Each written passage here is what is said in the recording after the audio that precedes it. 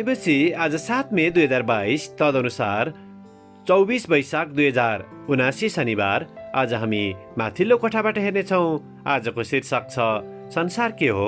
आज हामी परमेश्वरको वचन अय्युब 38 को 1 देखि 11 सम्म पाठ गर्नेछौँ।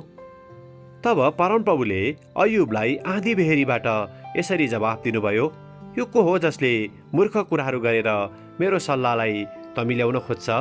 तेरो कम्मर कसेर मर्द झैँ खडा हो। म तँलाई सवाल गर्छु र तैँले मलाई जवाफ दे। पृथ्वीको जग मैले बसाल्दा तँ कहाँ थिइस्? तैँले बुझ्छस् भने मलाई बता। त्यसको नाप कसले ठहरायो? तैँले त जान्नुपर्ने। कसले त्यसको नापको डोरी टाङ्यो?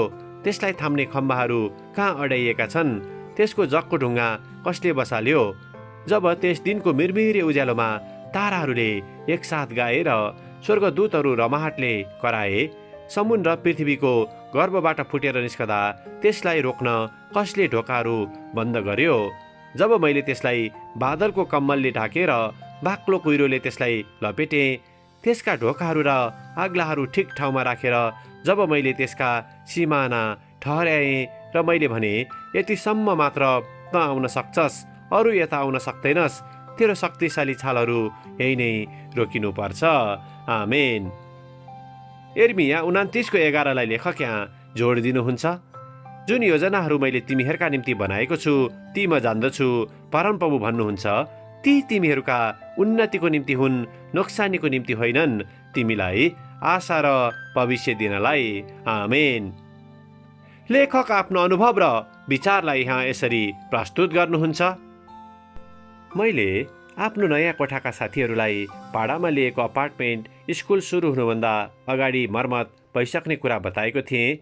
तर यता भने 1 हप्ते अनलाइन कक्षा लिने समय पनि गुज्रिसकेको थियो र हाम्रो निम्ति कुनै अपार्टमेन्ट खाली हुने अवस्था पनि थिएन। यस्तो हुनुको कारण म नै हुँ भन्ने ठानेर मैले आफैलाई दोषी महसुस गरेँ।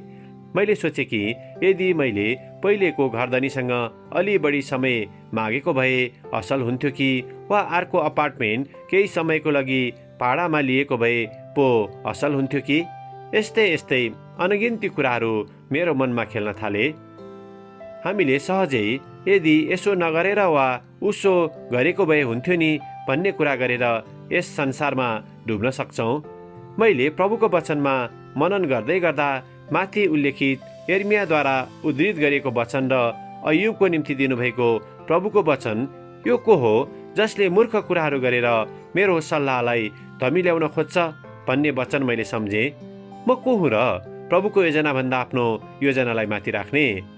जब मैले यस्तो गरेको भए हुन्थ्यो कि भन्ने विचार गरेर यस संसारमा बस्छु, तब मैले आफ्नो भरोसा प्रभुमा भन्दा आफ्नै योजनाहरू र खुसीहरूमा राखेको हुन्छु।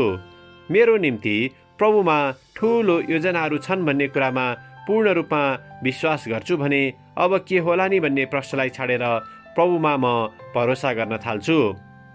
अब म नयाँ बनेको अपार्टमेन्टमा तातो कफीको चुस्की बिहानको खाजा खाने टेबलमा लिँदै गर्दा मैले आफ्नो कोठाका साथीहरू उमङ्गले यताउता हिँडिरहेको देखेँ। म प्रभुको छोरा भएर पनि चिन्ता गरेर के होला नि भन्ने जस्ता सांसारिक प्रकारले जिउने कुराहरूलाई मेटाउने प्रयास गर्छु। आमेन। आजको विचार, मेरो जीवनको निम्ति राख्नुभएको प्रभुको योजनामा म भरोसा गर्छु। प्रार्थना। प्यारो प्रभु, धन्यवाद हाम्रो निम्ति असल योजनाहरू बनाउनु भएको निम्ति। तपाईँमा भरोसा गर्न हामीलाई शक्ति दिनुहोस्, येशूको नाउँमा। आमेन। आजको लेखक सामुएल वाग्नेर, क्यालिफोर्निया, अमेरिका। आजको प्रार्थनाको विषय, मेरो जीवनमा भएको प्रभुको योजनामा भरोसा गर्नको निम्ति।